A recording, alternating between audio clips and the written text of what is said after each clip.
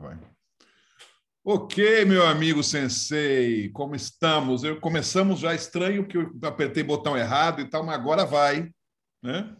A palavra Bom dia, bom dia, Sherpa. Muito bom, muito profundamente, bom. diríamos, agora vai. Toda uma filosofia nesse estilo de vida com agora vai. Agora vai, agora Agora vai. vai.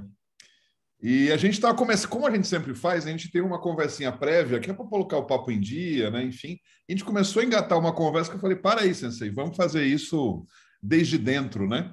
Vamos jogar essa conversa. Então, conte-me, você foi ver um amigo seu e Volpe, né? Ambas as coisas. Cara, primeiro, quem é um amigo? É um queridíssimo amigo, André Gravatá. E Me fez. até já deixo aqui a deixa, né? Da gente começar a ter, ao longo dessas conversas, de vez em quando a gente chamar umas figuras preciosas, né? E esse cara é um cara muito precioso, ele é um poeta. Chamaremos, né? Vamos chamar. E Né? ele é muito ligado muito ligado. Ele lembra muito assim a poesia de Mário Quintana, de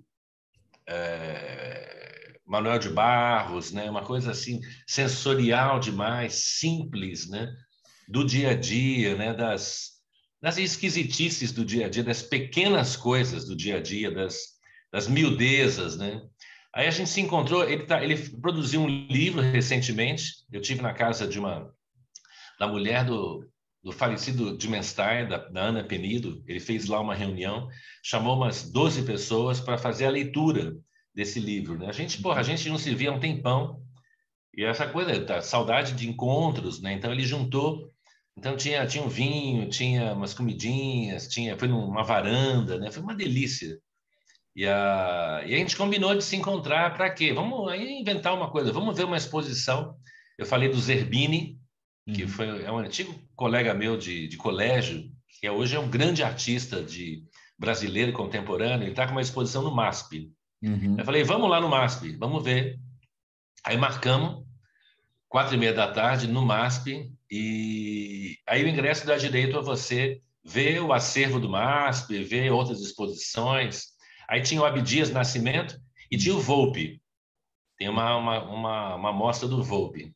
Aí tá falando contigo, Sherpa, Eu comecei aqui, né? O meu quadro estava meio assim, né? É.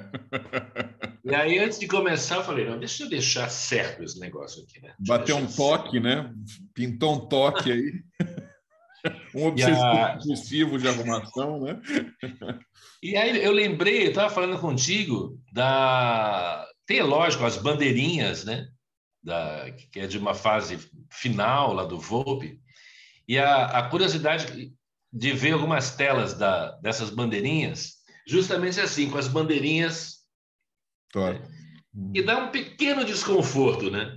Mas, ao mesmo tempo, um pequeno prazer de ver a irregularidade, porque as bandeirinhas, elas não são feitas por um engenheiro, né? São feitas pela mulher da rua ali, que pendura as bandeirinhas, e elas ganham uma barriga, né? Sim. Então, tem umas telas do Volpe que tem essas bandeirinhas assim, meio caidinhas, né?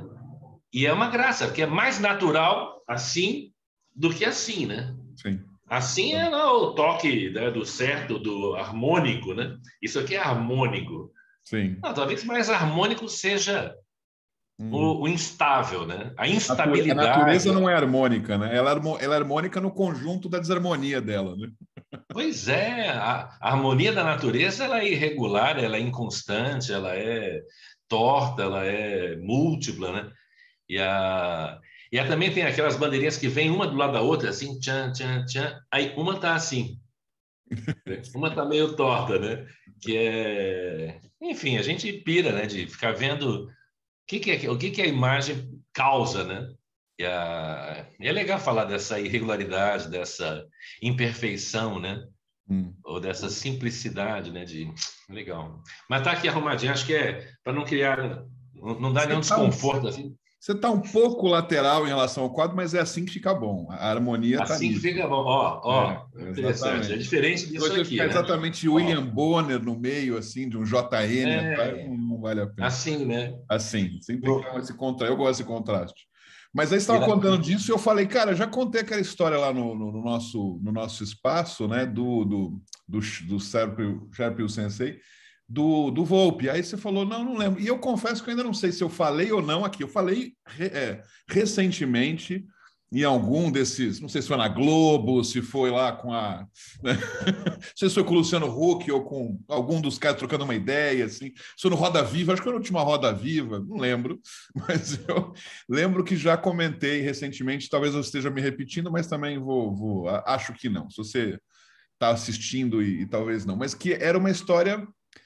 O Volpe apareceu na minha vida graças ao professor meu de literatura. A gente devia ter 15, 16 anos, assim, primeiro, segundo colegial, na época que chamava colegial, né, que seria o ensino médio. E era um professor que era, enfim, tinha ame ou odeio, eu era dos lados dos que eu amava, né, o professor, tinha vários que odiavam ele, mas eu Tô amava ele. começando a lembrar, tô começando a Eu lembrar, o acho que eu contei, velhinho. mas enfim, vou colocar aqui outros temperos na história para ficar também diferente. Diferente não, porque a história é a mesma, mas com outros elementos. Mas o fato é que ele era muito falador, né? Nos inspirava a escrever. As redações sempre eram a partir de um tema que ele trazia. É... Enfim, há várias coisas para falar dele, né? Lembrei. Eu efetivamente não foi com você, não. Foi com outro amigo meu que a gente está contando essa história. Porque a gente está contando, parênteses grande aqui, porque esse mesmo maluco, o Mário, o professor, ele nos colocou uma vez uma sala escura, botou Koyaanisqatsi, não sei se você lembra disso, Felipe Oi, Glass. É, Aniscate. a gente imagina, 15, 16 anos, botou a gente numa sala escura, a gente podia ficar deitado, sentado, o que quisesse, e era para escrever algo enquanto ouvisse o disco Koyaanisqatsi. Na época era ainda long play lá. E aquilo foi mágico também, né? Enfim, eu lembro que a redação que eu escrevi nem era tão boa assim, mas a experiência, né, de estar escrevendo enquanto ouvisse. Então, ele tinha essas maluquices, né? E era genial, eu adorava. Então, fecha aspas do Koyaanisqatsi, voltando ao Volpe. Numa dessas aulas, ele comenta isso, assim, ó, no Mano, Ibirapuera, está rolando uma exposição do Volpe, a gente, 16 anos, nunca tinha ouvido falar em Volpe, nenhum outro, provavelmente quase nenhum outro artista plástico, né, com a idade que a gente tinha. E ele foi tão encantador a forma como ele explicou, e era isso na questão das bandeirinhas e das cores. Ele falou que ele, quando foi, nunca viu cores tão incríveis, como é que ele conseguia trazer aquelas cores em exemplos tão. Ou seja, aquilo ficou, né, reverberando na nossa cabeça. E eu não sei se naquele dia ou no dia seguinte, eu e uns amigos, a gente pegou o ônibus, a escola que a gente estudava no Morumbi, num bairro afastado do Ibirapuera, para quem não é de São Paulo, imagina que é. E a gente pegou um ônibus para ir ver essa exposição do Volpe. Chegamos lá, enfim, a primeira experiência disso, de pegar um ônibus para ir diretamente para um lugar, depois da aula, almoçar um sanduíche não sei aonde, ir para o Ibirapuera para ir para o MAN, né, que não era ideia então de ir para o parque, era para entrar no museu. Provavelmente devia ser a primeira vez que eu ia no MAN, eu acho que era, né? Talvez até uma das primeiras vezes que eu ia no museu. E chegar lá e ver o Volpe e achar legal. Confesso que não tão legal quanto o que o Mário descrevia. Ele era muito mais encantador na fala. Mas foi legal o Volpe. E o que ficou marcado para mim e para esses meus amigos, éramos uns 3 ou 4, era que toda aquela experiência era volpiana, né? Ou seja, de pegar um ônibus, de ir para lá, de assistir. Ou seja, toda aquela ideia que ele insistiu tanto de falar das cores da vida, das cores que o Volpe trouxe, de conseguir enxergar cores diferentes e quadros diferentes em coisas simples. A gente ficou com aquele encantamento desde um ponto de ônibus, né? Então, tudo virou uma situação de ver cores diferentes. No ônibus, na paisagem, chegar no parque. Depois do Volpe, fomos para o parque, continuamos passeando por lá e fazendo coisa. Então, para mim, a experiência do Volpe não foi o Volpe. O Volpe foi só um motivo, né, para todo o resto que teve em torno dele. E aí, então, que eu lembrava que também para mim ficou mágico.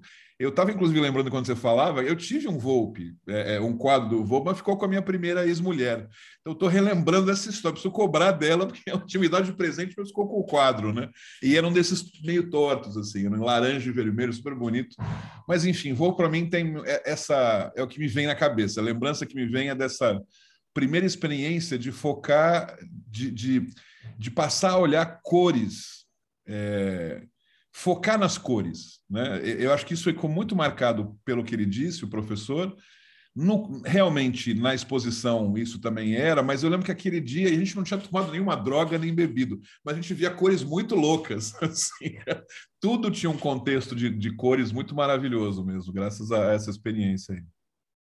Não, e lá ontem uma coisa gostosa também que foi você ficar meio banhado ali no Volpe, né? Um quadro, depois outra sala, mais um desenho, as fases. Eu já comecei a reconhecer, eu falava, isso aqui é. Ele pintou em 40. Aí você olha, não, isso aqui é de 60, isso aqui é. Isso é E ele vai legal. simplificando, ele vai minimizando, ele vai ficando cada vez mais ingênuo, cada vez mais simples, né? E no final, tanto eu e o André, eu saí, e o André falou a mesma coisa. A gente sai com vontade de desenhar, Uhum. de colorir. Sim. Cara, se isso aqui foi possível, né? Se isso aqui extraordinário, né? O simples é extraordinário, pô, eu posso ser Uhum. extraordinário também fazendo uma coisa simples, né?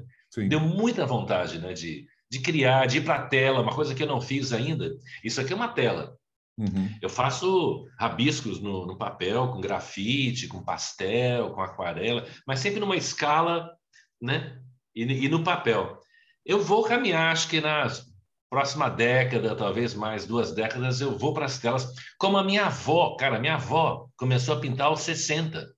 Ah, Olha que que legal. incrível. Uhum. Eu não tenho telas dela aqui, mas na casa da minha mãe tem algumas, das minhas irmãs.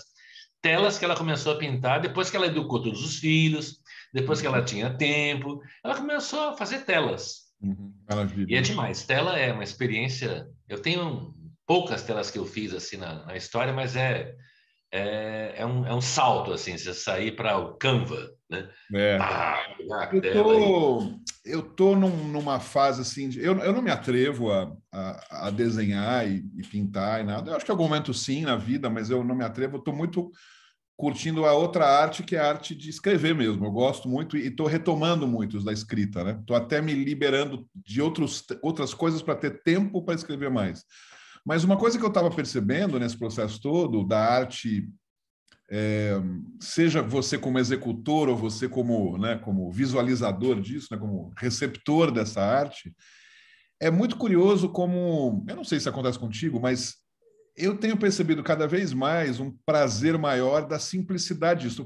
É como se tivesse uma época na nossa vida adulta que a arte vira uma coisa também, a arte vira um objeto, a arte vira uma experiência, né? Para o mal, não para o bem, né? Ou seja, uma experiência então que é consumível, né?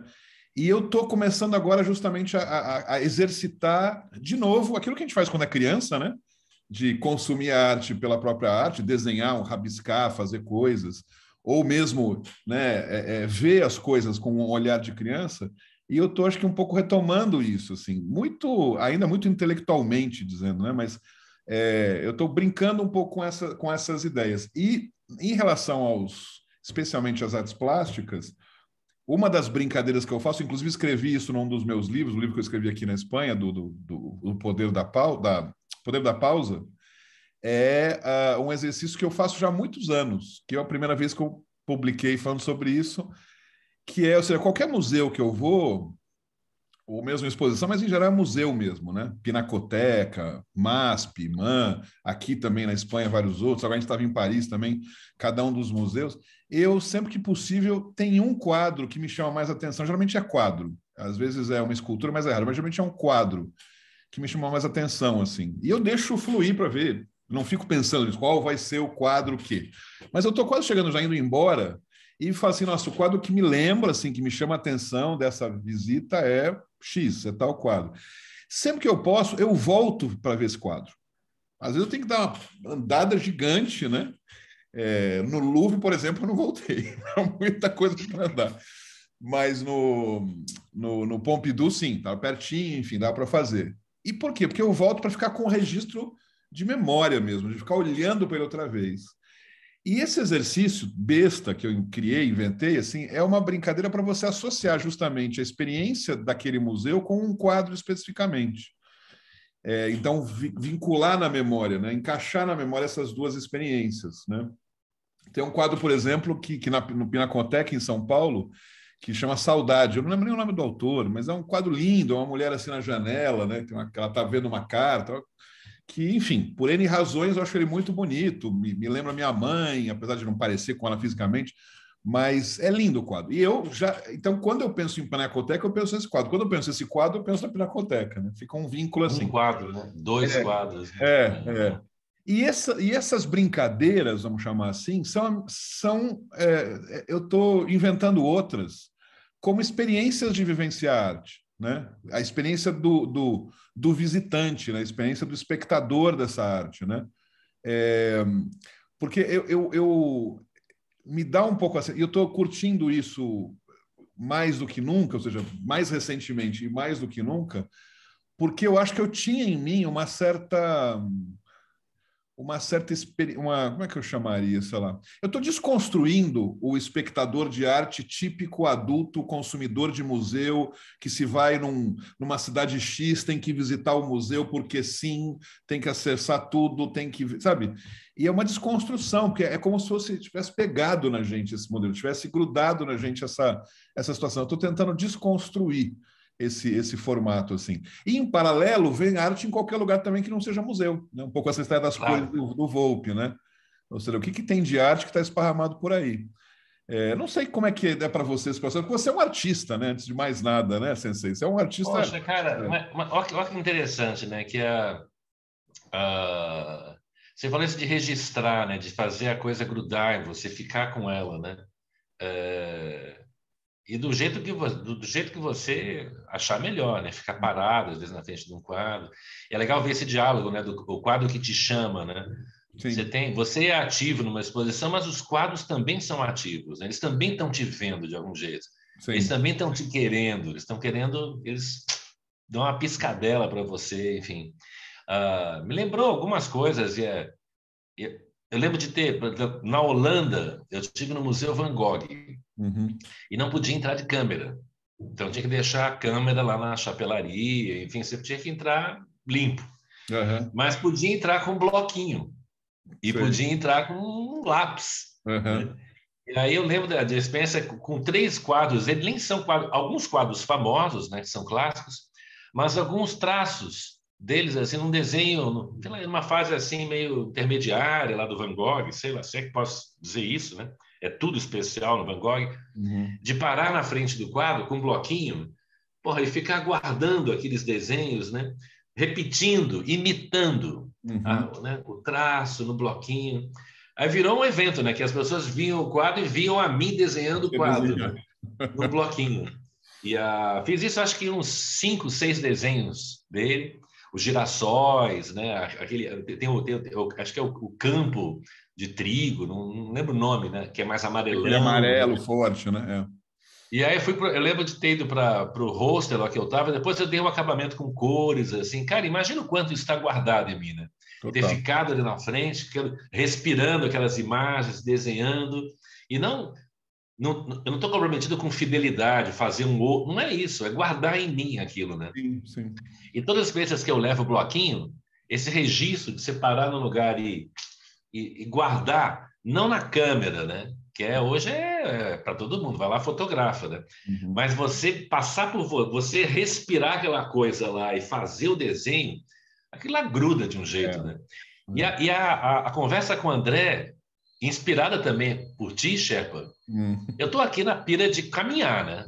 De Uhum. achar alguém. Enquanto eu não vou para a Espanha caminhar contigo, pô, quem vão ser os meus pares aqui para eu caminhar? A gente já combinou. Eu falei, você topa caminhar comigo? Ele falou, pô, eu faço isso, eu adoro fazer isso, eu caminho muito.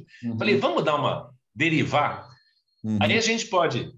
Eu vou levar meu bloquinho, talvez eu queira parar em algum momento para deixar algumas linhas ali, não é nem é um desenho inacabado, é um desenho pequeno, né? E pequenas Uhum. coisas que guarda. E ele pode trazer o bloquinho dele para os Escrever. poemas, Uhum. para escrever. E começa a me atrair também por você, pelo André, isso de começar a escrever sem compromisso de fazer uma grande obra, de Exato. escrever um romance inteiro, mas de escrever um parágrafo, É. um parágrafo. Dois parágrafos e escrever e guardar aquilo lá, né? E a gente fica nisso, mas eu não sou escritor, mas quem vai ler? Aonde eu vou Falando em dois botar? parágrafos, tem uma outra historinha para te contar que é muito boa, cara. Nessa mesma época, 15, 16 anos, eu ia muito no Centro Cultural, Vergueiro. Íamos alguns amigos, esses mesmos, provavelmente eram os mesmos que íamos lá, que fomos no museu, né? E uma vez estava eu e um amigo meu, que inclusive é espanhol, mora em Saragoça, que agora na época ele estudava comigo no Cervantes, e a gente ia muito para lá, mas sem pauta, né? Tipo, vamos lá ver o que tem. E sempre tinha alguma coisa, uma exposição, ou se não tinha nada, a gente ficava escutando música, tinha lá uns esquemas para a gente poder ouvir os discos, né? Você escolhia o disco num grande catálogo, ficava ouvindo nos fones de ouvido, ou ia lá, assistia. Na verdade, a gente ficava enrolando um pouco, depois a gente ia para o Bexiga e encher a cara, mas o objetivo da tarde era ir para o Centro Cultural Vergueiro. E teve uma vez, Sensei, que teve lá, tinha um encontro nacional do Haikai. Ó, Que eu mal sabia o que era, porque com 15, 16 anos a gente não sabe nada, né, cara? É muito livre tudo, né? Então, que porra é Haikai? Aí fiquei fascinado com isso. Nós sentamos lá comportadinhos.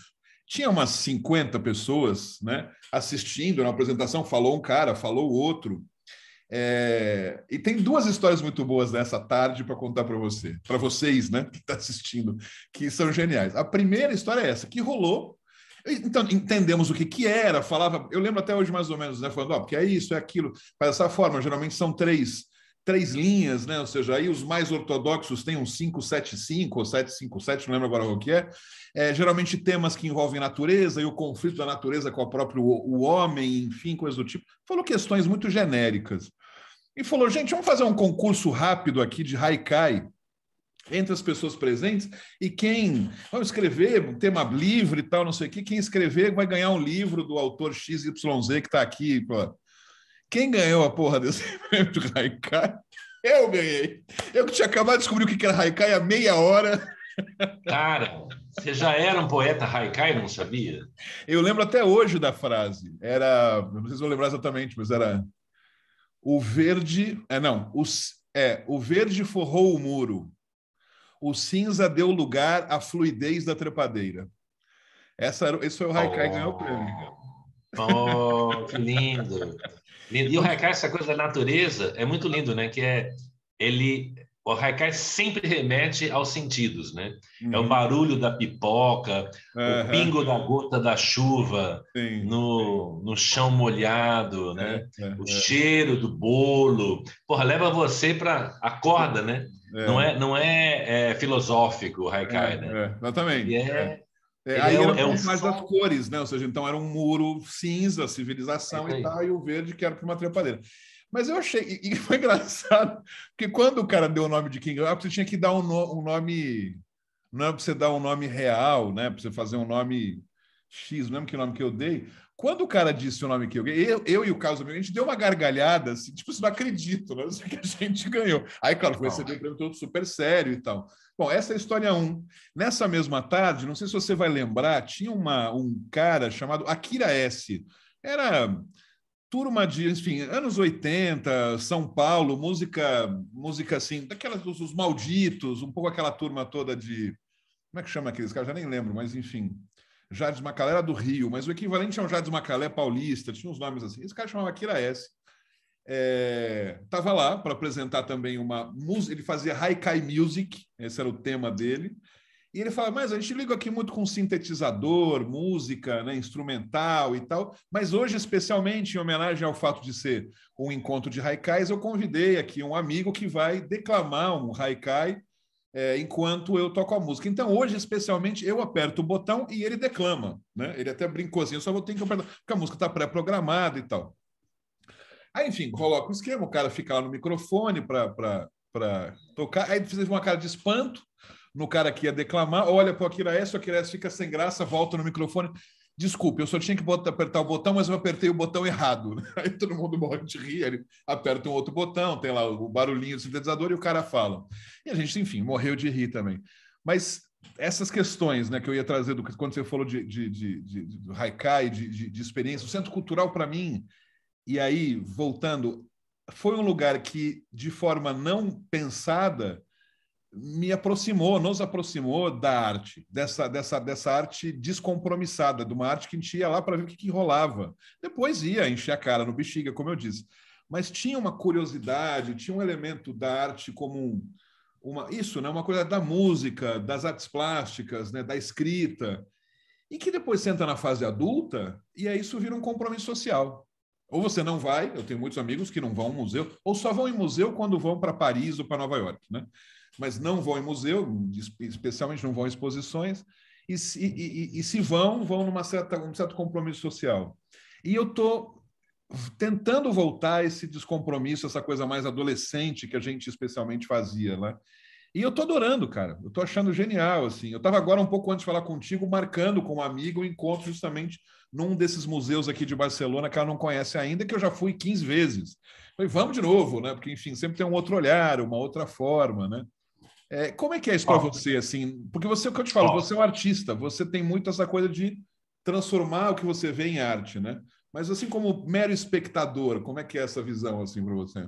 ó, não, você fala, vai disparando tanta coisa aqui, né, cara? Lembranças, ideias, pensamentos, enfim. Primeira coisa, acho que a aberração na sociedade nossa é essa história de dividir os que têm dom para a arte e os que não têm. Aham. Os que são artistas e os que não são. Os que são sensíveis e os que não são. Uhum. Primeira aberração, eu acho que é quando você é criança, você é arte pura, você é expressão pura, você canta, você pula, você joga, você brinca, você escreve errado, aí vai arrumando, vai arrumando a criança e já vai separando se ela tem jeito ou se não tem. Então, tem sociedades, acho que são africanas, que não tem nem a palavra artista. Sim. Esse meu E professor de Mário falou sobre isso. não tem. Somos todos Existe artistas. arte, não existe a palavra arte. Somos todos escritores, somos todos poetas, somos todos pintores, somos todos dançarinos, né? Mas aí vai, não tenho voz, eu sou desajeitado, eu não sei desenhar nenhuma casinha, eu não sei me expressar, vai nos reduzindo, né? Então eu percebi isso acho que muito cedo e sou sem vergonha o suficiente para me assumir como artista, como todos nós somos, Uhum. criadores, né? De porra.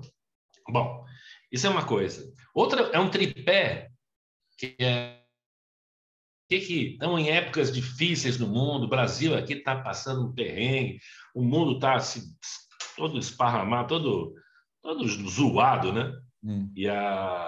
Eu tenho meu tripé pessoal, o Sherpa, Uhum. tripézinho, de três coisas das quais eu não quero me afastar muito. Da arte, Uhum. tanto do consumo, da impressão de elementos de arte, né? Do belo, né? E assim como da expressão, a segunda pontinha do tripé está perto de criança, ou seja, isso de não quero me tornar um adulto bocó, Uhum. sabe? Eu quero estar perto da minha ingenuidade, da minha inocência, da minha curiosidade, e a criança ela me desperta isso. É Uhum. a brincadeira, é o jogo, não competir, não é performance, é desfrute, né? E o terceiro ponto do tripé, da qual eu não me afasto, é do que é natural. Uhum. É o cachorro, é o gato, as minhas orquídeas, Uhum. o chão molhado, botar, sabe, ter contato com. É o mar, é o rio, né? Então, três coisinhas. Bah, Legal. Uhum. da minha saúde mental, não tem Uhum. nada a ver com trabalho. Vai me fortalecer para o que eu faço como profissional. Sim. Mas é como eu cuido da minha casa. Uhum. Arte, criança e natureza. Bom, Uhum. e algo que você me lembrou, cara, trazendo essa visão, né, do que é importante a gente lembrar, né? Eu fiz um evento, acho que o evento mais lindo que eu fiz, usando a linguagem e a arte do Aikido. Foi um evento no Sesc, que eu fiz uma experiência de diálogo do Aikido com outras artes. Uhum. Ou seja, a gente trouxe um fotógrafo, um artista plástico, um músico Uhum. e um poeta. Uhum. Então, o fotógrafo. E a gente dividia nesse workshop 4 encontros, onde a gente dividia, eram 20 pessoas participando, de 4 sessões, 4 domingos, sei lá eu. Metade do grupo ia para o tatame viver uma experiência singela do Aikido, de contato, de movimento, de circularidade, enfim. A outra metade ia ficar fora fazendo o quê? Fotografando. Uhum. Então tinha um fotógrafo convidado que dava assim uma instrução, né, o que é o olhar, o que ver, o que registrar. Às vezes é o dedão do pé de alguém. Não é Uhum. o que está na primeira camada. aquela foto assim, né? Mas vai lá e é uma sombra no tatame, né? É um pedaço de mão, é algo desfocado, não importa. Então ele botou as pessoas dentro do olhar do fotógrafo, que é fotografar o Inesperado, invisível, né? quase, o inesperado. Segundo encontro, poesia. Então teve um poeta haikai, Tiago Rodrigues, que ele é parceiro da Alice Ruiz. E ele levou o pensamento do Basho, a estrutura do haikai, essas coisas que eu falei para você do sensorial, eu aprendi com ele lá, e é singelo, ele insinua uma coisa, ele não completa, ele deixa você meio, né? Então as pessoas, um grupo fazia Vivi Aikido, e o outro fazia poemas que nem o seu ali, escrevia alguma coisa, e depois trocava. Quem estava escrevendo ou fotografando ia para dentro, aí virava grupo. Então, fizemos isso com a fotografia, com a poesia, o desenho a mesma coisa, tipo, pequenas linhas. Teu desenho pode ser uma única linha, é um desenho. Pode ser um borrão, pode ser Cada um vai botar do jeito, não é sobre performance, é sobre percepção e expressão. Mesma coisa, um povo fazia, um desenhava, depois um povo desenhava, outro fazia, essa história. E no último encontro, a gente não teve uma experiência, né, musical, que poderia super ser, mas eu levei um músico que é um flautista de flauta shakuhachi, aquela flauta com 4 furos, e a gente fez uma jam de Aikido e flauta. Ou seja, onde a flauta conduzia o movimento e o movimento nosso conduzia a flauta. Que legal. Foi filmado isso, não? Tem um vídeo, acho que de 1 minuto, ou seja, de 2 horas de história lá. A gente tem um videozinho que eu publiquei. Quem tiver o nosso editor, aí a gente vai mostrar essas cenas no meio. Uau, Volpe, né? Exatamente. Poesia, né? Do Centro Cultural, enfim. Enquanto é Sensei Sherpa raiz. Cara, isso aí eu nunca mais reproduzi com essa qualidade de ter 4 convidados, ter experiência de diálogo, né? E de explosão do Aikido, para ver como o Aikido ele dialoga, né? Com outros campos de conhecimento, outras artes, né?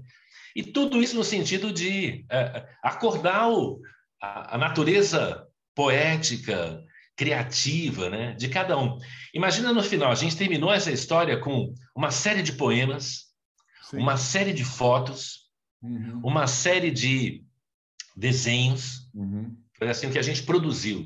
E fizemos um bloquinho, não sei onde está isso, mas a gente fez uma síntese com desenhos, poemas e fotografias de uma experiência que deu origem ao que eu estou chamando hoje de Aikikor, que é o coração do Aikido, né? Que é a arte de viver, a arte de lidar com a vida, com as coisas que nos acontecem, que nos atingem, lidar de um jeito legal. Eu acho muito legal isso, e até eu acho de fato que a gente tem que desenvolver esse lado artista em nós, né? Mas eu tô acho que tanto você, eu, alguns de nós, a gente tem um pouco essa característica natural de uma certa liderança, né?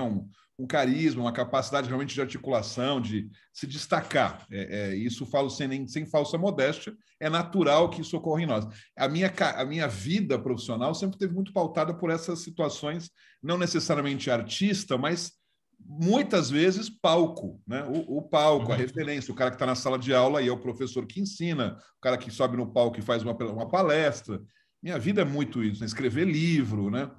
Então, eu brinco, né, de que eu não sou artista, mas eu sei que sou, né? Tem um lado aí muito forte. Mas o que eu estou curtindo isso eu te falo, ou seja, é olhar é ser um espectador ativo da arte, né? Ou seja, ser um cara que se admira, se deixa admirar pelo inesperado, pela arte que está sendo vista, que não é necessariamente a mainstream, né? A arte mainstream, ou seja, vamos para o Louvre, vamos ver a Mona Lisa, né? Vamos ver o Picasso. Beleza, sei lá, talvez vamos ver outras situações, vamos vivenciar outras situações. E eu tô fazendo um exercício ativo disso, né? Por exemplo, uma coisa que eu acho muito legal em relação a música, né? O Spotify, ou seja, eu sou também muito fascinado por esses aplicativos do bem, vamos chamar assim. E, cara, o Spotify, quando faz essa lógica do algoritmo de te colocar umas músicas de gente que você não conhece, mas inspirado no teu gosto musical, a partir do que você escuta, cara, isso é genial. É genial. Para mim, eu desfruto muito disso, assim. Porque aí vem meu lado do espectador ativo, que eu digo, né? Porque eu descubro a música, aí eu vejo quem que é o cara, o que que ele tem, vou procurar ele no YouTube, ver se tem cara dele, ele sendo entrevistado e se tem mais músicas bacanas. Às vezes, e o legal dessa busca é que às vezes é ruim. Às vezes é uma, ou seja, parte dessa a vantagem dessas descobertas é que também tem vezes que é ruim, né? O Mona Lisa sempre vai ser Mona Lisa, vai ser bom, todo mundo vai, aplaude, fala, eu fui ver a Mona Lisa, eu fui ver o Picasso. Agora, vai escutar um músico que tem uma música boa, depois ver o resto é uma merda. Mas tudo bem, né? A descoberta, ir atrás da coisa e ver que de repente é uma merda, que às vezes não é, às vezes é tão legal. Eu gosto muito disso. E da mesma forma que tem essa coisa para música, né, a partir dos aplicativos, é, não sei, eu estou brincando muito com essa de bastidores, né? Eu não sei se eu te falei, você viu, eu vou até o final deste ano de 2022 sair das redes sociais, né? Eu vi isso aí, eu queria te ouvir essa história, porque eu acho que é um ato de tanta bravura, assim, tanta autenticidade, sabe? Não, deixa eu viver um pouco e deixar isso que estão chamando de vida digital de É, lado, né? Porque ela é. consome demais, né? E a gente, esse negócio de, você que falou, eu acho, não sei quem me falou, não é à toa que chama feed, né?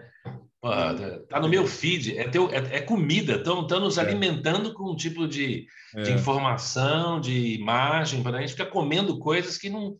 Não Será que precisa. isso aí nutre, né? Será É. que isso aí, tipo, tem vitamina, te fortalece ou te destrói, né? Te consome, né?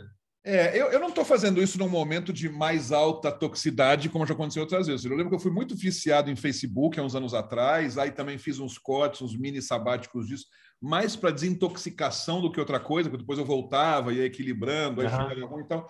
Agora, é isso que eu digo, ou seja, para mim, bom, eu já estou livre de Facebook, né, dessa droga.